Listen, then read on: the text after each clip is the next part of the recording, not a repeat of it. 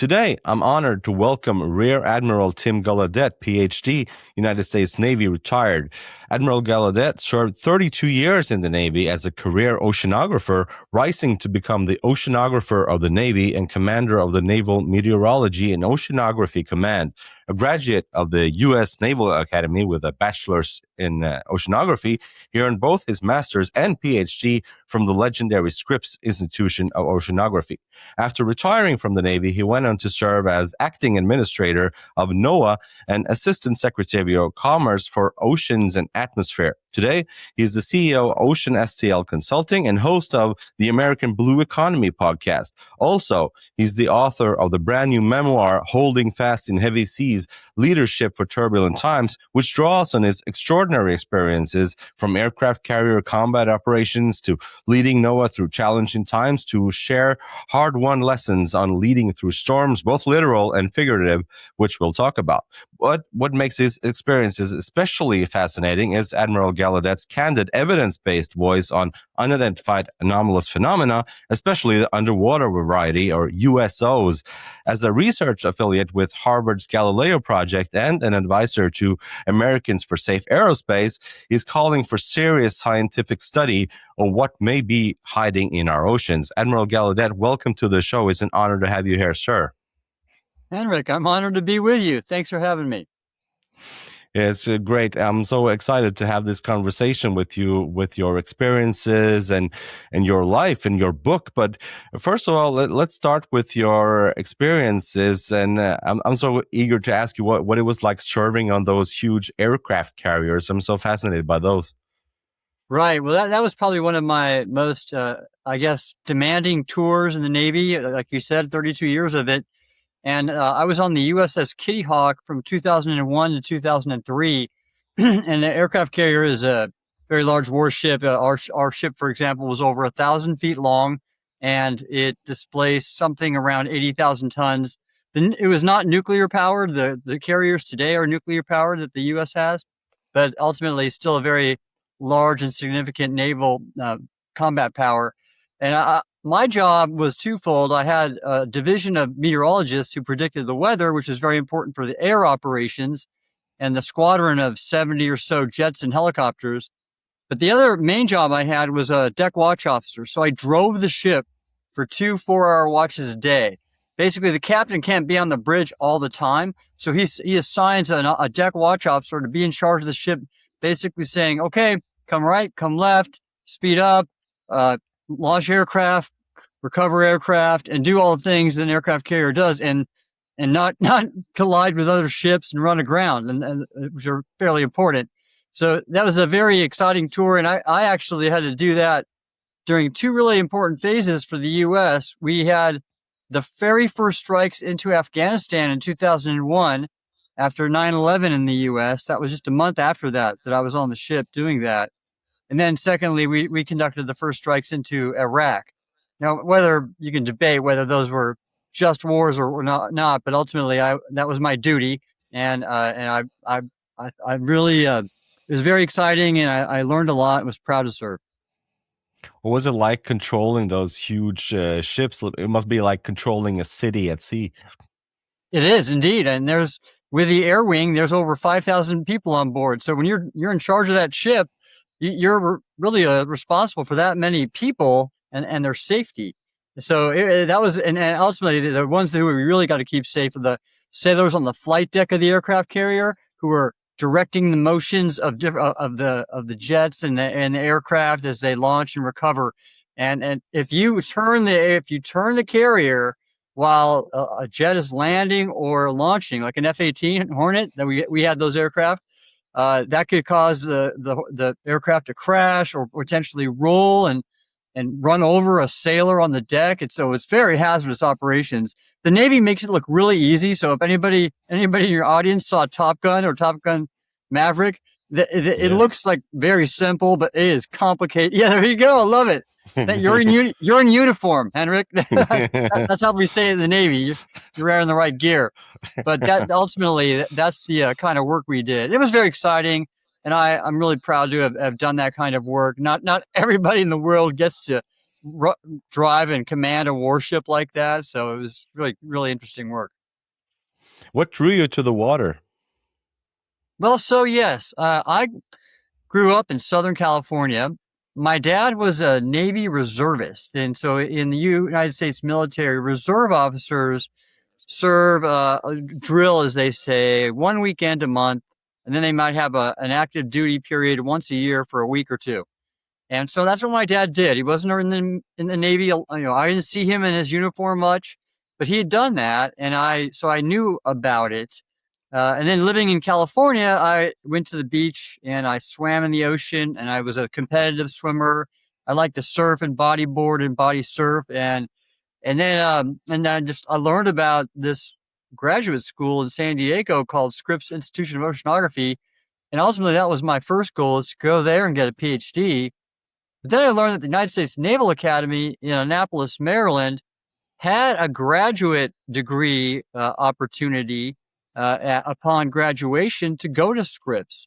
So the two kind of combined, and I decided I applied for the Naval Academy and got in. I studied oceanography and got that scholarship because I just wanted to work on the water, and I wanted to study it, and the rest is history. I stayed with it for my whole entire career. Have you been up here to Norway commanding a ship also? Well, no, I didn't command a ship. I had mostly served in the Pacific and the Arabian Sea and Arabian Gulf. But when I was a one-star admiral in the Pentagon, our partnerships with NATO nations and certainly our Nordic allies like Norway and Sweden and Finland were very important. And certainly in the areas that I specialized in, oceanographic and hydrographic data. And so I got to actually visit. I visited Oslo. I went to Tromsø. Nice little sea story. I've had a beer at I think the northernmost brewery in the world. It's called the Mack Brewery. Do you know it? No, I haven't been there. Wow. In Tromsø, yes, of course. Yeah. And then what my main purpose was to visit. You have an organization called FFI. Is I think the U.S. acronym. It's an intelligence office, and we share data with them. So I went to their facility in Andenes. Do you know that? Yeah, location? definitely. Yeah, lovely, beautiful island, and they have a little initiation, Henrik, which I really enjoyed. So everybody who visits there, they have a locker room, and you change into your bathing suit, and you get to go swim with them out in the Arctic Ocean because it's above the Arctic Circle, and then they give you a little plaque. That's a photo actually that I framed that says I have been swimming in the Arctic Ocean. Did you get to experience the midnight sun? Yes, I did actually. And there's a funny story there because, I had to catch a flight to go, I forgot where. I think I was going back to Finland. And because of the sun being up all the time, I overslept and I missed a flight because of that. But, anyways, I actually really enjoyed jogging around the Tromsø and Andenes, just really beautiful natural scenery. Do you pay attention also to what's happening these days, of course, with the Middle East? And what we see on the news as lay people, we see a lot of stuff about the huge aircraft carrier groups and how they project power and how the president is moving them around in the oceans. And there's a lot of focus on that. What are your thoughts about that? And do you pay attention to it? I do. I follow our aircraft carrier strike groups, or what they called. So an aircraft carrier doesn't travel alone. It sails in a group of ships, sometimes including a submarine, and those ships are normally air defense ships, sometimes anti-submarine warfare ships, typically destroyers, and that's how we operated as well. And you can see it's actually been a remarkable year for our naval forces participating in operations. Again, whether you agree with them or not, the premier fighting force in the world. So we did Venezuela, and then of course the two Iran operations. And then we're doing exercises all around the world. In fact, we're doing exercises with NATO and our partners in the Western Pacific. And so I'm proud of our Navy. Again, irrespective if you agree with what our government decides to do, our Navy. And in fact, my daughter is in the Navy, and she had a training cruise on the USS Dwight D. Eisenhower, which is one of our nuclear-powered aircraft carriers, this summer for a training. And so Yeah, we have we have an impressive Navy, and I was really proud to have been a part of it. Yeah, it's really impressive, and both strategically and technically, I think, especially with the Venezuela operations, what you were able to achieve there is like mind blowing, I think, for all militaries around the world. Isn't it? It's and in fact, so you had support from naval forces at sea, and in fact, the commandos that executed that raid to capture Maduro. I worked with those Navy SEAL teams just like that during one of my tours when I was a commander in the Navy. The Navy SEAL headquarters is in San Diego, and I had a tour at those headquarters. And I had sailors that again this specialty of mine is meteorology and oceanography, and that they provided the weather support and other technical data for Navy SEALs to operate all around the world, and at the time, mostly in Iraq and Afghanistan. So I'm intimately familiar with the tactics of that operation. Yeah, I just find it so fascinating, all of this. I watched a movie recently, just the other day, this World War II movie, this movie called Greyhound, where Tom Hanks is the captain Oh, commanding a Fletcher-class destroyer. It's just so riveting. And there's something about just watching a commander, a captain of a ship, like in some sense, like all by himself, but with his crew, of course, but then all out there in the ocean and trying to fight and stay alive. Have you seen that movie as well? I've not seen it. I hope to, but I do know the storyline and very well. I've studied World War II history at length, and from different, and I've experienced it from different angles. You know, having been on several Navy warships. My dad had also, and then I've been scuba diving in the off the U.S. East Coast and have dived on a U-boat. Believe it or not, a U-boat wreck off North Carolina called U-352 that that a Coast Guard cutter sank in 1942, I believe. So yeah, I mean, actually, I've been diving in the Solomon Islands where we have some of the most dense concentration of World War II shipwrecks of anywhere off Guadalcanal. So that's history that's really important to me. I should go back to uh, the special operations raid in Venezuela. I have an interesting story for you. I happen to be friends with a U.S. Navy retired admiral named Bill McCraven. Was a retired Navy SEAL, and he's quite well known for having commanded the raid that killed Osama bin Laden. And I sat down with him, and actually, this story is in my book. And the book is called Holding Fast in Heavy Seas. You can see the cover right over my shoulder. And the story I tell is that I sat down with him when I was the administrator of NOAA, and he was the chancellor of the University of Texas. He had just retired from the Navy, but he shared with me that during that raid, my specialty of weather and oceanography was really important to him because he was tracking temperatures, nighttime temperatures. Thank you for that. During the year, and it was around May, I think May 30th when the raid was pulled off, and if it got any later in the year, he would not have been able to conduct the operation because the air would have been too warm. And those very special helicopters, they had so much gear on them that they wouldn't have been able to be able to create as much lift as they would needed if the air was too warm. So they had a threshold of, I think, May 30th or May 1st, I forgot which because the air would have been too warm. So my specialty field of meteorology and climate is something they paid great attention to and drove the timeline for that raid. Wow, that's fascinating. And speaking of your book, tell me about it and tell our audience why they should read it and what kind of lessons have you learned from the seas. Yes. Okay. Well, thank you, Henrik. Yeah, I wrote this book as a sort of abbreviated memoir. So it's my story. The first half is my Navy career, and it's really a bunch of sea stories in chronological order of what I learned about leadership from really great leaders in the U.S. Navy, not only admirals and senior officers, but also young sailors who taught me a lot about character. And every one of the stories I tell are an example of of the work I did. And so it's really kind of practical. It's not a preachy, pedantic book. It's just about my story. And the second half of it is what the title is about, holding fast in heavy seas. I had to lead this agency called the National Oceanic and Atmospheric Administration, or NOAA. NOAA, the U.S.'s top ocean science and weather and climate agency, during Trump's first term. And everybody in the world sees how he leads, and you can tell he's a pretty demanding and difficult executive to deal with. And so there were many times where I wanted to quit or resign, but I decided to stick it through all 4 years because I felt like I had something to contribute, and I was able to really deal with the challenges and actually create a number of really important environmental accomplishments, even during Trump's first term, and that wouldn't be expected in areas that matter to people who care about the ocean and the environment.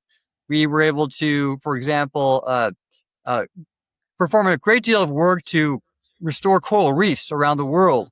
We were able to manage our fisheries and advance them sustainably in a way better than any other fishery in the even Norway's, I believe, in terms of sustainability, has been able to do, and at least on par. I'll say that. How about that? You have a very sustainable fishery in aquaculture industry, and then we were able to advance our ocean mapping and exploration work. That we actually started mapping and exploring more of the ocean, which is so unknown, and we'll get to that when we talk about UAP and USOs.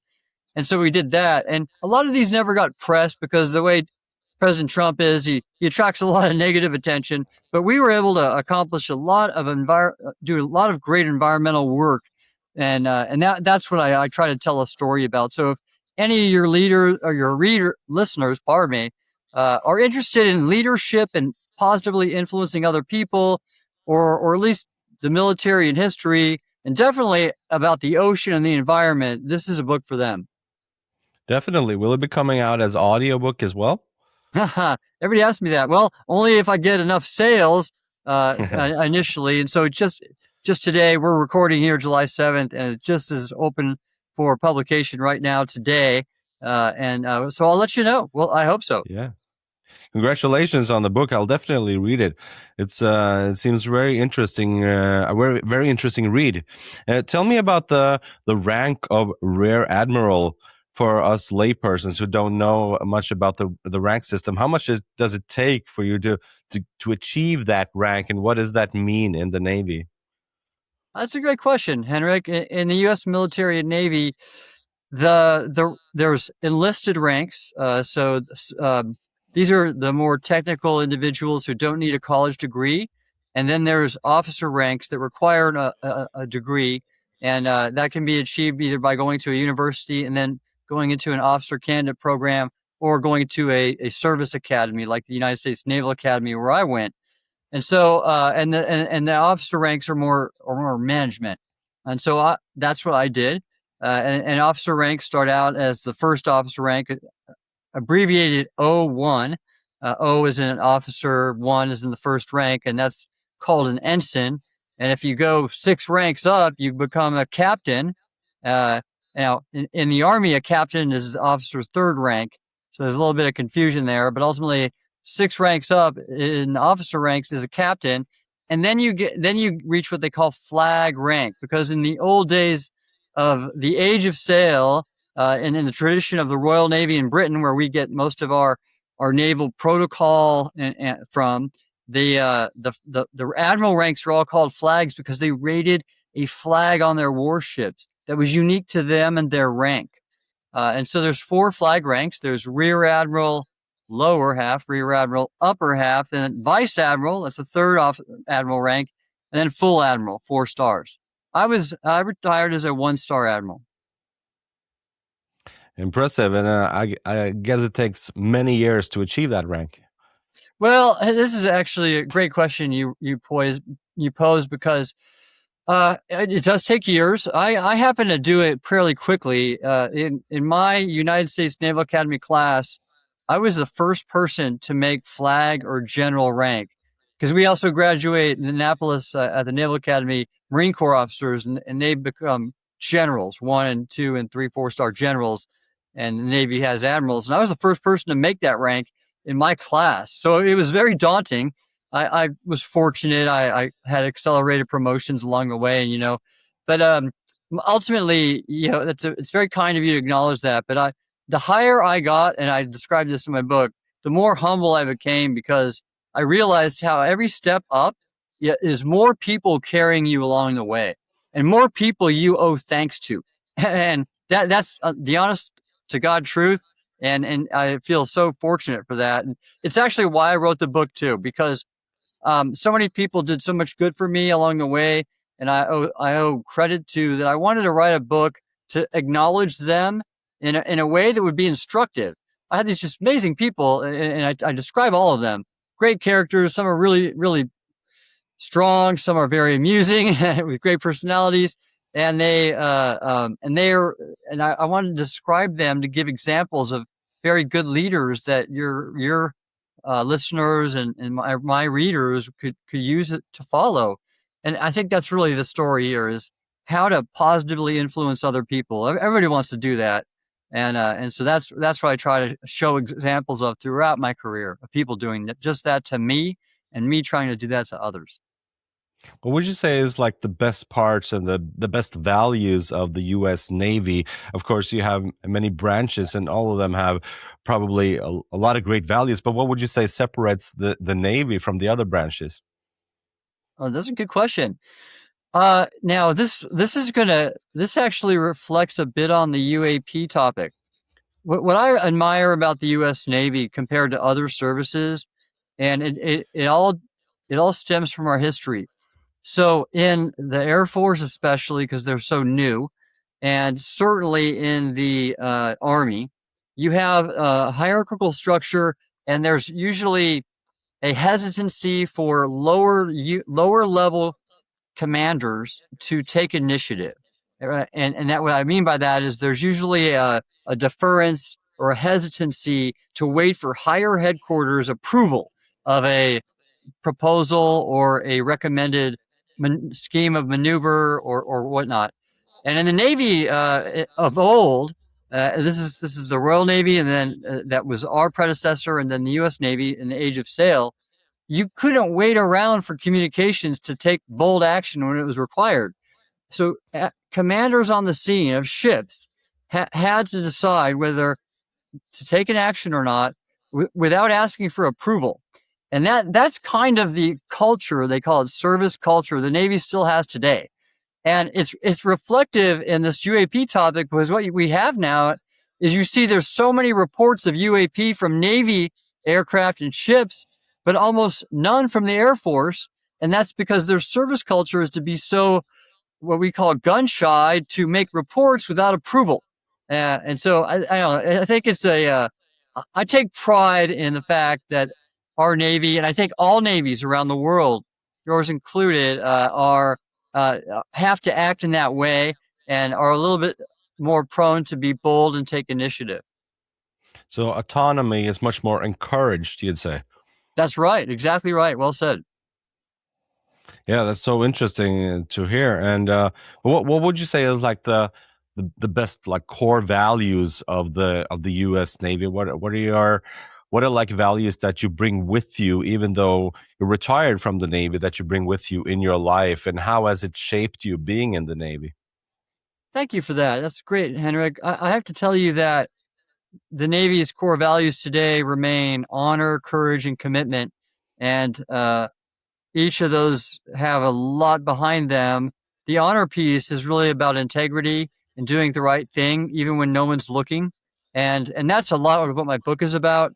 My book is about speaking the truth to science in my career, and regarding UAP, where there's a small part about it in the book. And that's really why I'm in this area, and I've been an advocate for UAP disclosure, is that I really, people deserve the truth. And I think overclassifying reality is not the right thing to do.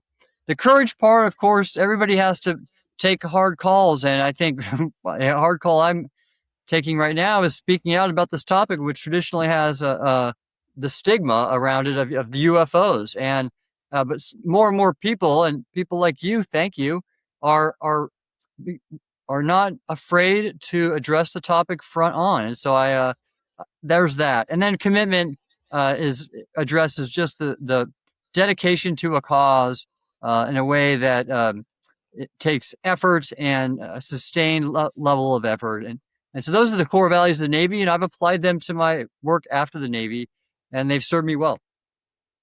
That's great to hear.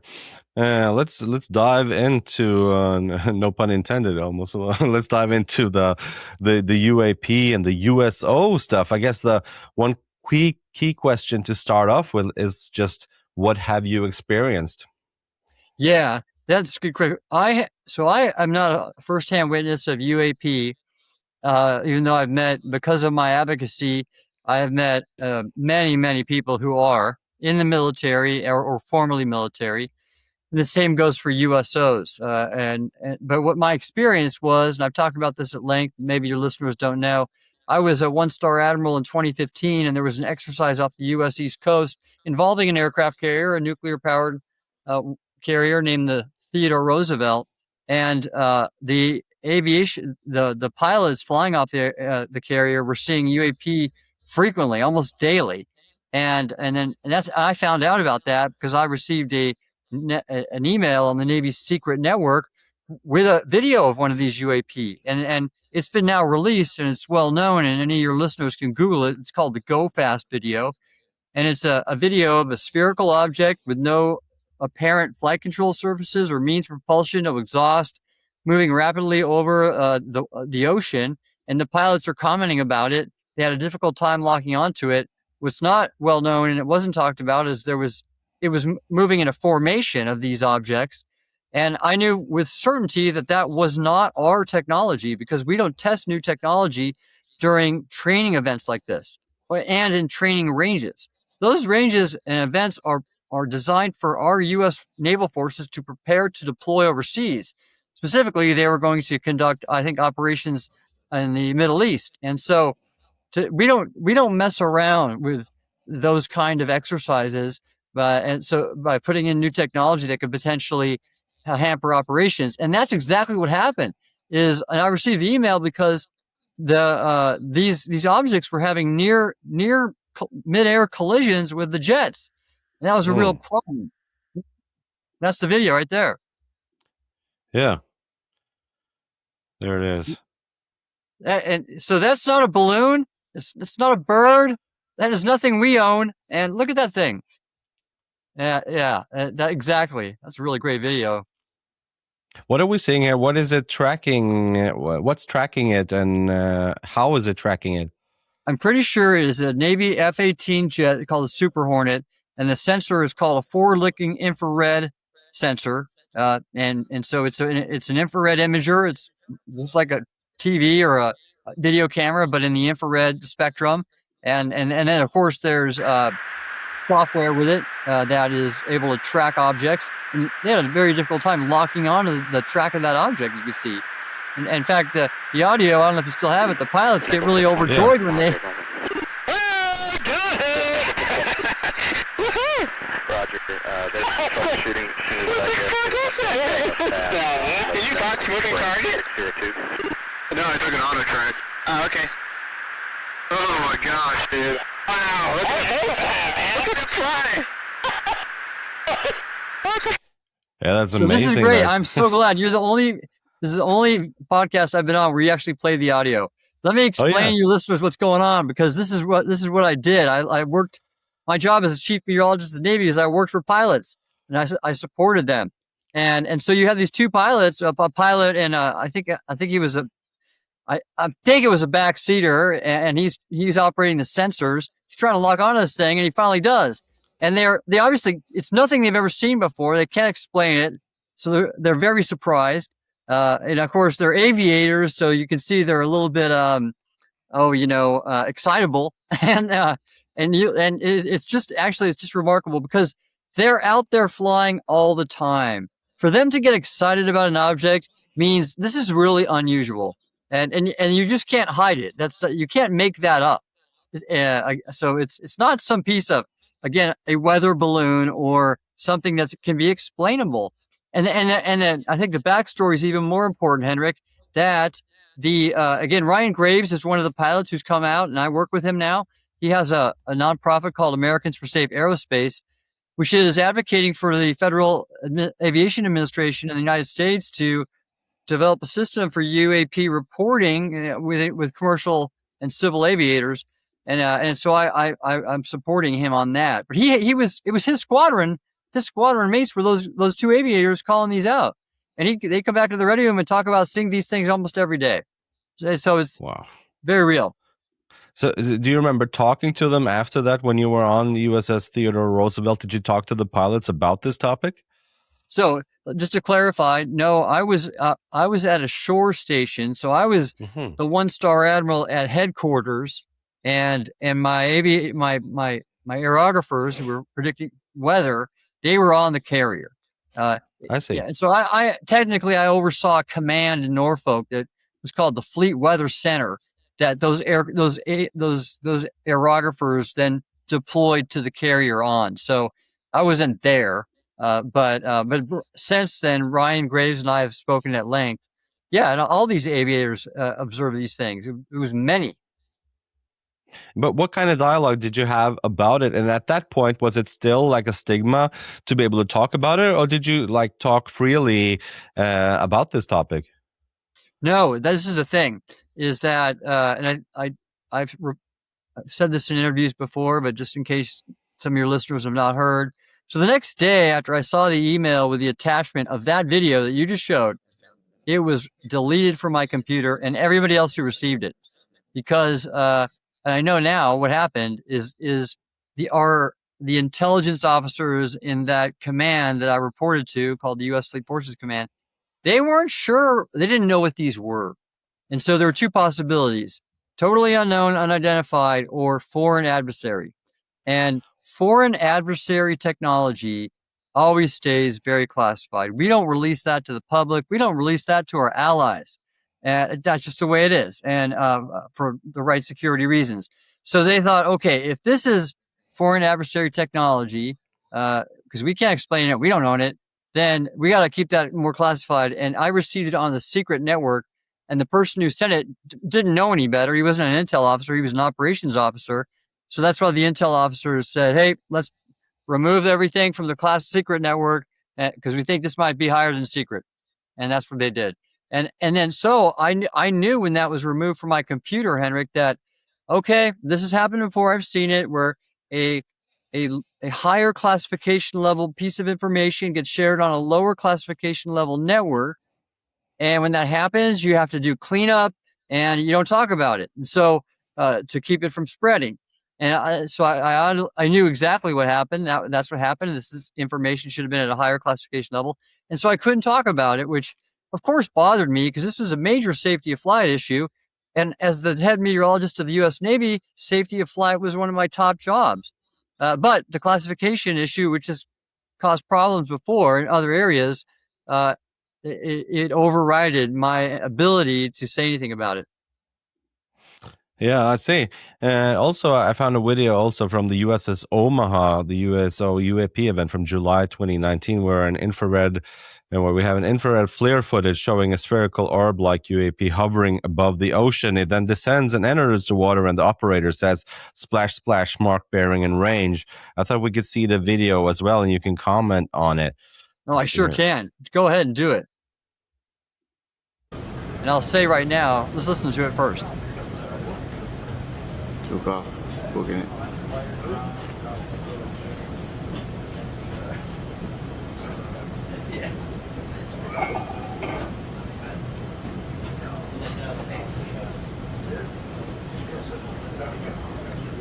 Break Omaha, pick me kid, Rocco Peralta, pass ability to launch helo ASAP. Splash to get a bearing and range. Got 2 winds, 30 knots. Keep going, bro. Let's quit on it. We're making 10, so we could probably bring that 35 relative. Windy as fuck, I thought. Sir. Yeah, I bring it down. We got a lot of white water out there, so 6-foot swells. Whoa, it's getting close. Yeah, we have 31 knots sustained wind, topside, gust of 40. Whoa, splashed. Mark bearing and range. So tell us Oh, about this. man. What was this, and what are they That was saying? great. I love that you showed that with such high quality audio. So this is awesome. I've not been able to explain this to other listeners and other podcasts because no one's really taken the time to do that. So I've been on the bridges of Navy ships, many, and so you can hear all the words of the watchstanders on that ship. It's called the USS Omaha. It's a littoral combat ship class ship, and there's different watchstanders. You have someone on the forward-looking infrared, which is the sensor you're seeing. And that sensor is actually called Sapphire. And I know one of the watchstanders who was on that bridge. He's called me and spoken to me. And so you hear them talking. One person is operating, of course, the engine order, the engine orders, and the ones are on the helm, driving the ship. And then there's an officer of the deck that, like I was, giving commands. And so you hear them chatting. They're kind of they're acknowledging that it's pretty heavy weather, 30 knots of wind, 6-foot seas, and there's this object that there's no propellers. It's hovering over the water. It's spherical, and in these high winds. What's going on there? It's that's the ship right there, the USS Omaha. So they're on the bridge. They're noticing that this is really odd, and then it starts getting closer and closer to the water, and they make comments about that. And it's exactly how it is on a bridge. It's no one's all excitable and yelling. It's very calm, and everybody is very, they're following standard procedures and protocol, but they get excited when the thing goes in the water. And they call splash. They're not saying, "Oh, it splashed," or "I saw a splash." That's a very specific code word if an object goes in the water. So, for example, if they were watching a helo and it crashed, they'd say splash. That is a code word they use, and everybody knows what it means.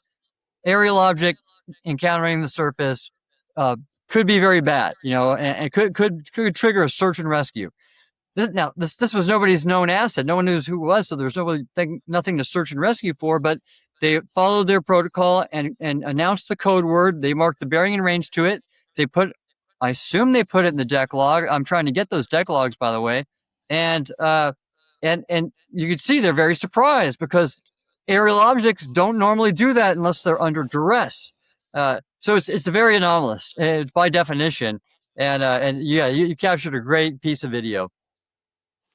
Now, what do you think this is, and what do people that you speak with, like Ryan Graves and other people, like? What's the general opinion on this? Where are we now in 2026 on the assessment and analysis of this? Yeah, so this is a really important video because we don't have many like it. And what it shows is that these UAP that operate in our airspace with impunity also operate in our water space. And they're able to travel from the atmosphere to the ocean and back. A transmedium type of travel is what it's called. And that's really concerning because we don't really monitor our oceans very well. We do this, the Navy submarine force, for example, but regardless, we've only mapped 27% of the world's seafloor to modern standards. That means with a GPS for positional accuracy and a multi-beam sonar for vertical bathymetry accuracy. And that means most of the ocean's unknown, and the volume's even less explored. We've not even explored 10% of the ocean volume with drones and buoys and profiling floats and remotely operated vehicles. So and then you combine it with this fact, Henrik, that obviously UAP are remaining elusive in some way. They're not landing on the White House lawn saying, "Here we are, let's have a relationship." They're largely just revealing themselves to us in a very kind of limited way. And so if they're residing anywhere and they only evidence themselves periodically and they want to remain undetected, the ocean is where they would be. And that's why I've called for more research in the ocean to hopefully understand UAP better. And as an example, I've had several former submarine officers come to me and report anomalous objects on sonar going in excess of 80 knots. We don't have operational technology that can do that, and then turn on a dime and slow down is what these objects did. And these two of them were Navy Navy officers, and another one was enlisted. And so concerning to these 3 ballistic missile submarines that the bridge ordered emergency deep maneuvers, meaning descending to near crush depth of the submarine to avoid what they thought was a hazard that was targeting them. And evidently, then both slowed down and stopped. But they didn't know that. They thought these could have been torpedoes in terms of what they were trained for. From what I understand, also, it seems that these things, whatever they are, have a particular interest for nuclear weapons. Oh, that's without a doubt. Certainly over nuclear weapons facilities and nuclear power sites. And there's a book out there by an individual named Robert Hastings who's researched this at length. And then there's been reports since then. His book is called UFOs and Nukes. And then, but many reports afterwards. And by the way, you should notice that some of the main sightings I've recalled, so 3 ballistic missile submarines, nuclear powered, aircraft carriers, Theodore Roosevelt. We haven't talked about the Nimitz, the Tic Tac event. Those are both nuclear powered ships. And then I've had individuals come to me, one in particular, I've known 2 different individuals, both on the same ship at different times, the USS Dwight D. Eisenhower, that saw a large triangle type UAP while they were deployed. So yeah, there is a correlation there that's undeniable. Why do you think that is, and what kind of different speculations are there for why they might have a particular interest in that? Yeah, Henrik, I don't know. I would only speculate, and I don't really want to speculate here. It's just we've not learned why. You might know, or maybe you don't, but I recently was named to this new United States UAP Science Advisory Council, and we are reporting to our Office of the Director of National Intelligence, and we were approved to form by the White House and start investigating these new Pentagon UAP files that have been released. So we're starting to research those and ask for additional data, and that is one of our areas of interest, to see if we can get to the bottom of why these phenomena seem to be correlated with nuclear installations and sensitive sites. Yeah, tell us about that. How significant is it that Pentagon has officially released a lot of documents on this and making that kind of disclosure? Yeah, I have to tell you that I didn't expect it. I'm surprised. And so what you have with this, now that the Pentagon has released these UAP files, I think 3 different releases or batches. And so what they've done with this is they have acknowledged that for a long time, I mean, for 80 years, really, we have been keeping UAP information classified and withholding it from the public. So when you just take the whole body of work that's been released, they're acknowledging that we have all of these reports have been were classified before here now, and that was being hidden. Now, I think there's a lot more that hasn't been released. I know there is, in fact, with certainty, that are more revealing about the anomalous nature, the non-human nature and origin of these. So that has not been shared yet. Most of these are ambiguous and they've lacked the metadata. It's all blacked out, on the videos. But it is an acknowledgement that all of this information has been classified and now it's actually being released. So I think it's significant and monumental. I have my reservations about how truly transparent the Trump administration is going to be, certainly based on my experience serving in the first term of President Trump. But who knows? And so we're just going to have to follow the data and see what we can really find. Yeah, I think we should watch the Tic Tac event also, which happened on November 14th, 2004. It tells me here where it was an encounter where U.S. Navy pilots from the USS Nimitz Carrier Strike Group intercepted an unidentified aerial phenomena 100 miles southwest of San Diego. Let's watch the video on this as well. Yes. There's a whole fleet of them. Look on the ASA. Oh my gosh. They're all going against the wind. The wind's 120 knots from the west. Look at that thing, dude.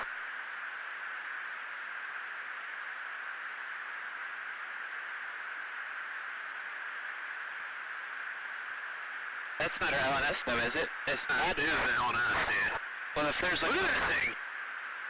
It's rotating.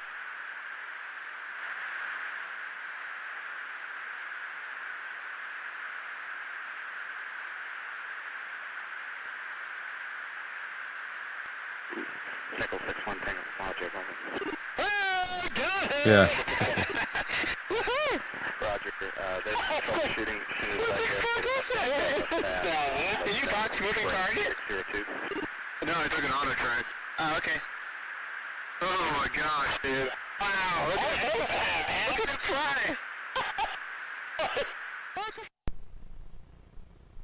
This is the Tic Tac here, Henrik. The last two Yeah. were off, the Theodore Roosevelt.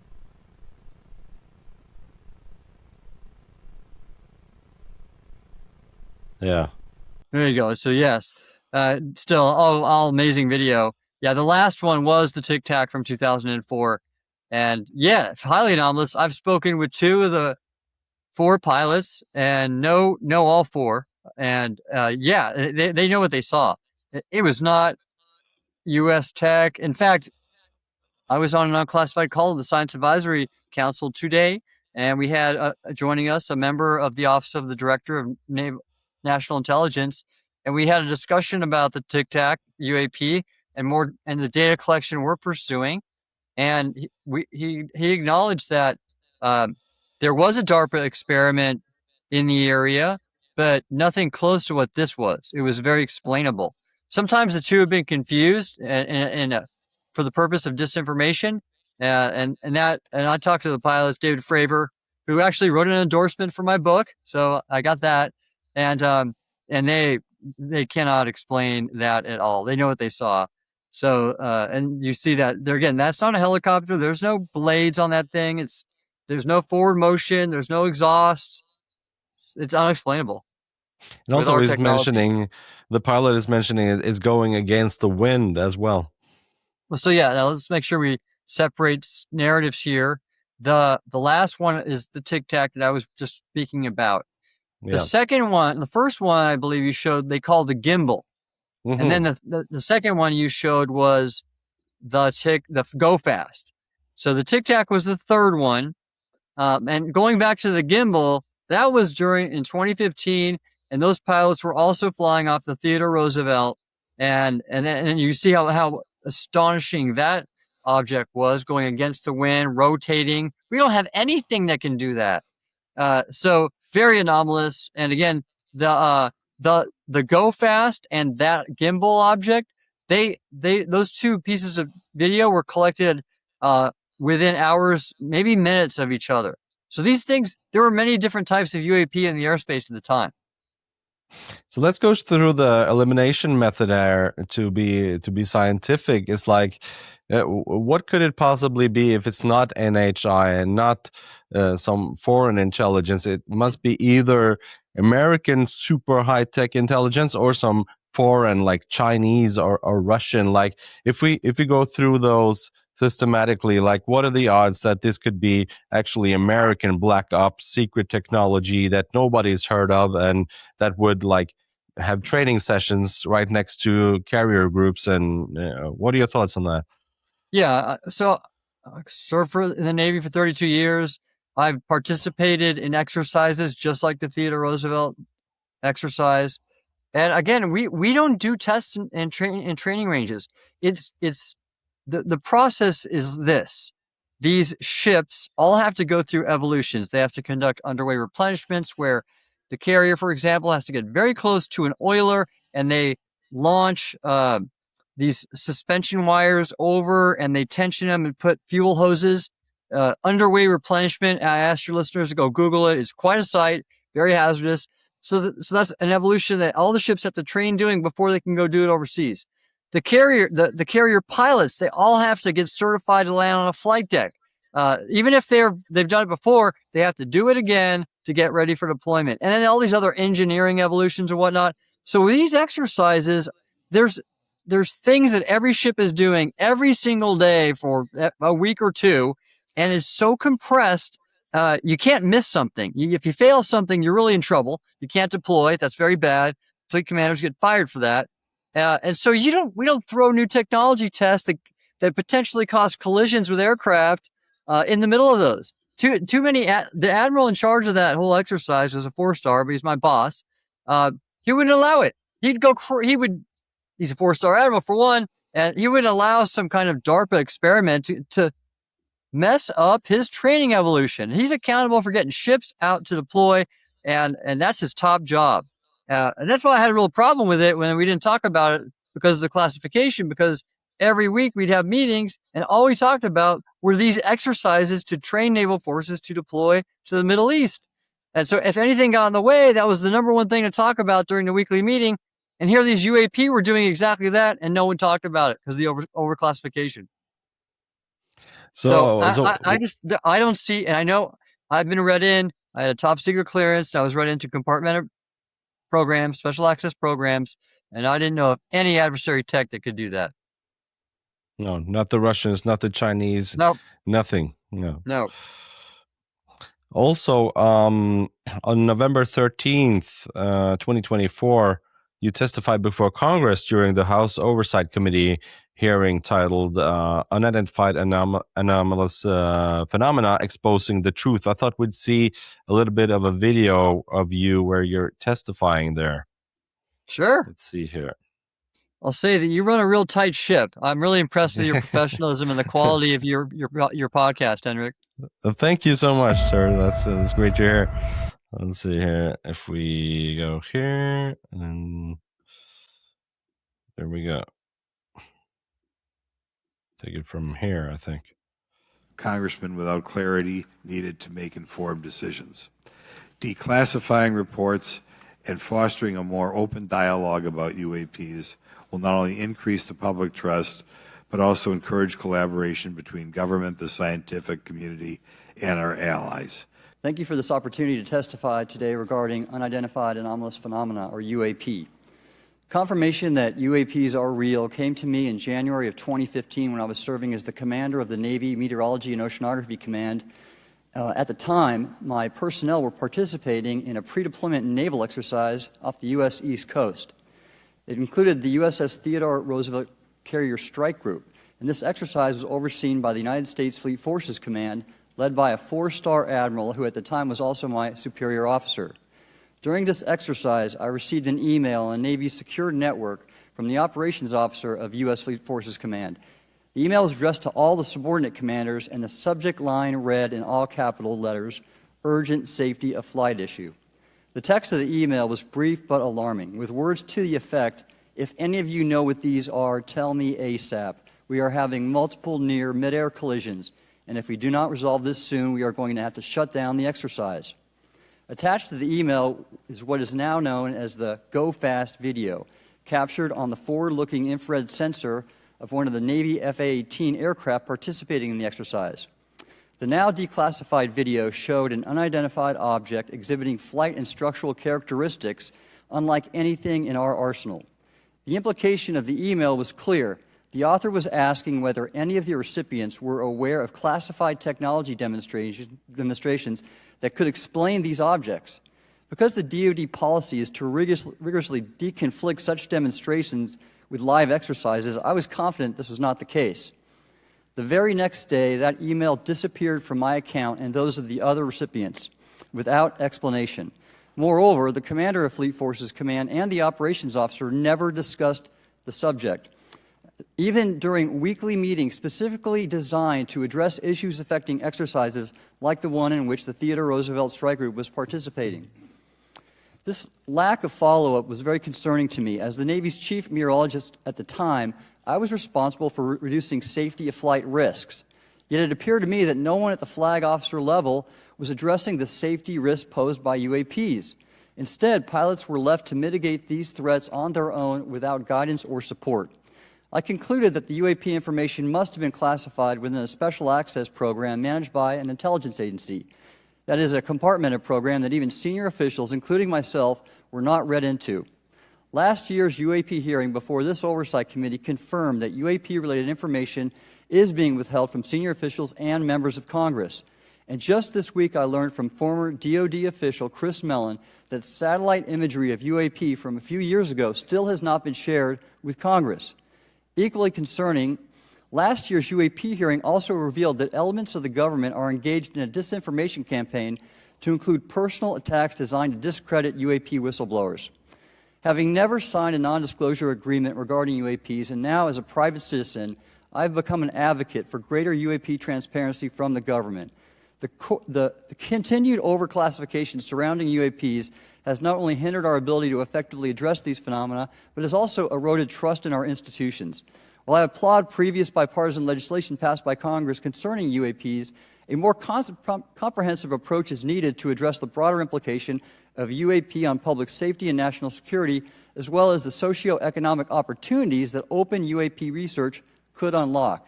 Therefore, Yeah, that was very interesting to hear. And tell me a little bit about how significant is it that Congress summons a hearing on this and that you're asked to testify about this? How important is this, and what does this tell us? Yes, Henrik, this is monumental. And this was the third hearing that we've had. We've had another hearing subsequently, the U.S. Congress. And then even just 2 weeks ago, I was at an event at the U.S. Capitol, on the steps of the Capitol, with several of the congressmen and who are advocating for more disclosure. And so this has been a very steady trend of more and more uh, I think, advocacy by the Congress for more oversight, having a greater oversight role, and to learn more about what the government, U.S. government, possesses. And so I think it's been really significant, and it not only for what has happened in the U.S., because what that has led to is the Department of War, the Pentagon, releasing these videos, the Office of Director of National Intelligence establishing the Science Advisory Council I'm on now, and a number of other international actors that are following suit. In fact, I just appeared in a Japanese periodical. The magazine is called The Liberty, and I was interviewed, and I know firsthand, I met with the author yesterday, who's a Japanese journalist living in Washington, D.C., and the Prime Minister of Japan is establishing an office within her overarching office to investigate UAP. So I think other nations are looking at the U.S. and as the U.S. does often, not to brag or be arrogant, but many nations do look to the U.S. for leadership. And in this topic now, with Congress's action and now some actions from the White House, I think more and more countries are going to step up and become more active and affect this disclosure of information over time. That is something that we've been trying to do in our own country. Do you think there's been kind of a power battle within the government between the different branches where like Congress wants this information to come out, while as other parts of the military or the government doesn't want this to come out? There's this power struggle going on? Yeah, I can't really comment on that. I don't know. I do know, again, there's been differences in different offices, and the whole issue has been what they call stovepipe, where, for example, I mentioned the Air Force was very reluctant to release information, while the Navy was more willing to. And so, yes, different offices have had different opinions, if you will, and that's been a little bit fractured. However, more than ever before, I now see a little more unity. Again, as the U.S. Congress has been very active in seeking disclosure with hearings and other events. I attended a panel, for example, last year with Dr. Avi Loeb, who now chairs the Science Advisory Council. We had talked about science, and then Chris Mellon, who's been a very vocal advocate and a former principal deputy assistant of Defense for Intelligence. He was at the same panel for one on national security. So we've had a number of congressional events, and now I believe the White House is finally following suit. Again, it remains to be seen how truly transparent the White House and Pentagon are going to be, but it's more than has ever been shown before, and that's something in itself. Do you think we're being visited? Right, good question. So first off, I don't know. I've not had an NHI engage with me and tell me their plans. Okay, it's not. However, I've met many credible witnesses who have, and former military, former intelligence officers. So from what they've told me, I would say yes. From where, I don't know. Neither do they. Is it extraterrestrial? Is it some kind of holdover civilization that evolved well before us and has somehow gone subterranean or into our oceans and visits us now and then? The one theory is some kind of interdimensional entities that we don't have the math or physics yet to explain, or engineering. All are potentially potential explanations, but I just don't know. And that's why on the Science Advisory Council, I have been consistently advocating for more research. In fact, what I want to see is every, not just U.S., international university start beginning programs both at the undergraduate and graduate level of UAP research, start developing curricula, because the more of the next generation that accepts this and starts wanting to be part of the research enterprise, the more we'll learn. And maybe we'll answer that question once and for all. Because there seems to be like an intelligent aspect of this regarding perhaps like the Tic Tacs and the sightings, where doesn't it seem like they're interacting somehow? I think I've also heard that some words to the effect that they knew the rendezvous points beforehand, before the pilots were going to be there. They knew where the pilots were going to fly their fighter jets. Is there like an intelligence aspect to this?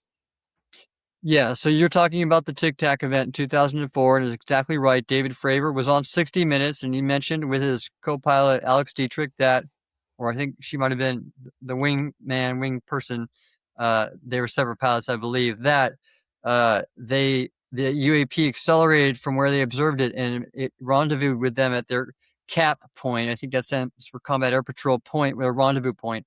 And so it showed what these objects show is intelligent control and some interaction with the observer's consciousness.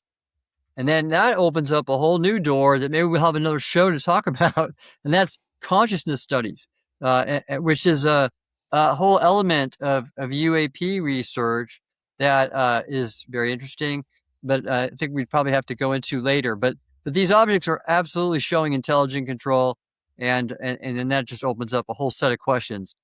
Who are they? What are their intentions? Why are they here? How do they do what they do?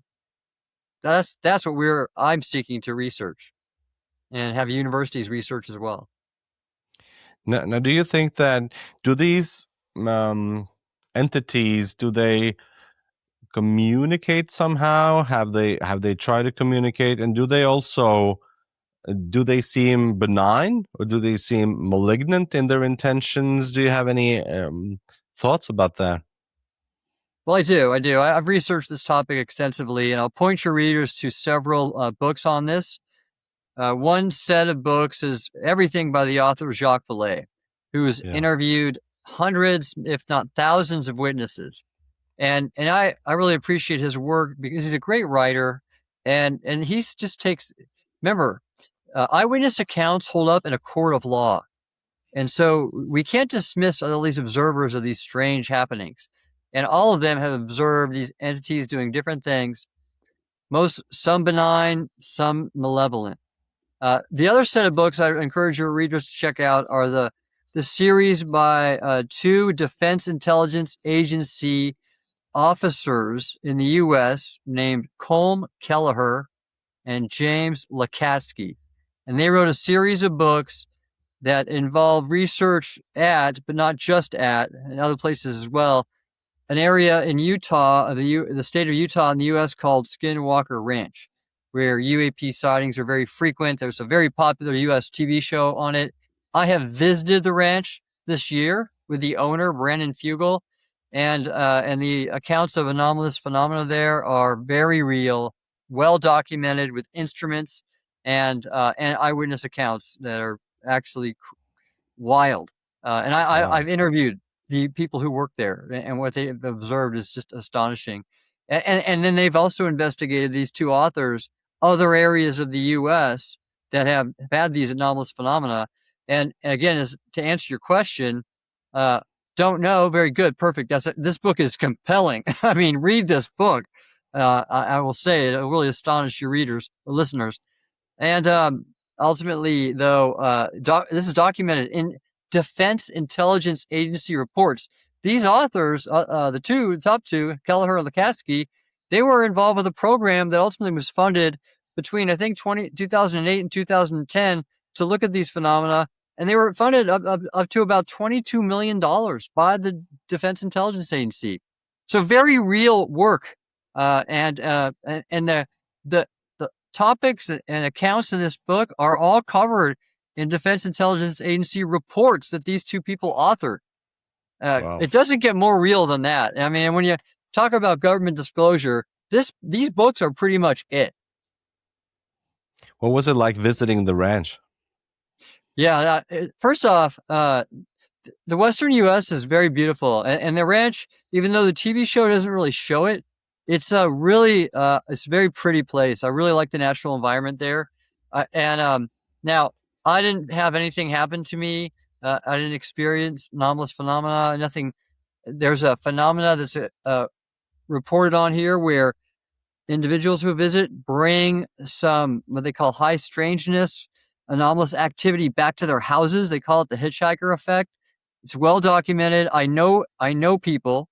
In fact, Jay Stratton has got a book coming out. He was head of the United States UAP task force for a time and has visited the ranch.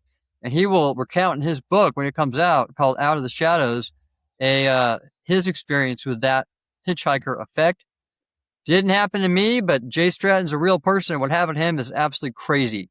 And I'll encourage your listeners to get the book when it comes out, I think in October. But and I interviewed the people who worked there at the ranch, and they had the same things. Very strange phenomena. So what they're doing right now, I happen to know Travis Taylor, who's on the show. They're doing good work. They're doing systematic research, and that's what we really have to do, not just there, but everywhere where these occur. And if we take like the 10,000 mile of perspective on this and just look at it from a distance, how do you relate to this? What's your disposition to this? Are you like positive and fascinated by it and looking at it like in the sense that there's so much more to the universe and to reality than what we understand? Or are you scared of it and what it might pose as a possible threat to safety, of course, for planes and of course for the airspace and also the national security, I guess, and for humanity? Where do you stand like on that kind of scale?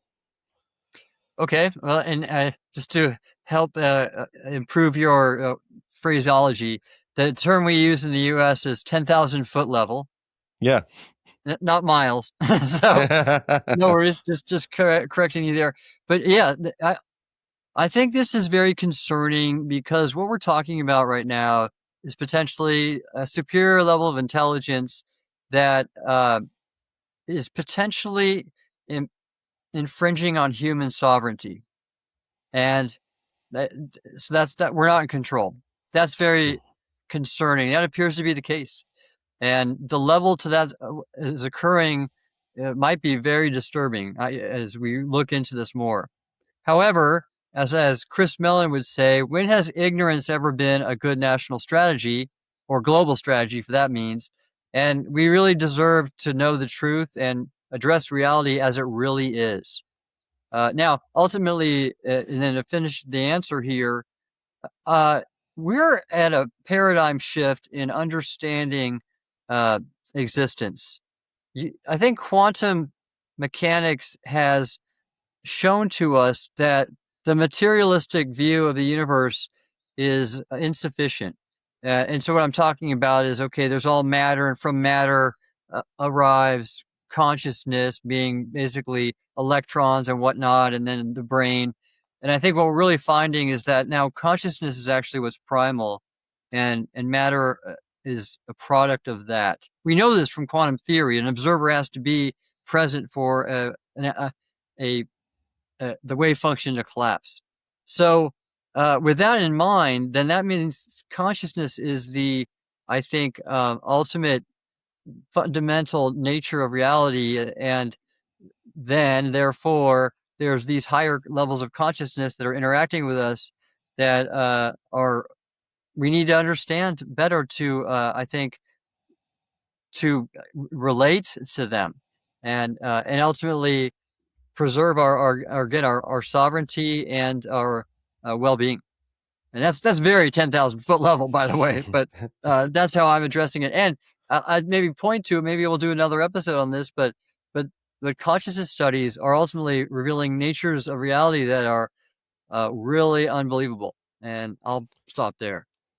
Yeah, I'd love to do another episode with you, Tim. This is so fascinating, and we can come in for a landing there from the 10,000-foot level, and it's a nice place to end it on. And it's been really interesting and fascinating. It's been a true pleasure talking to you. Likewise, Henrik, you're a great host.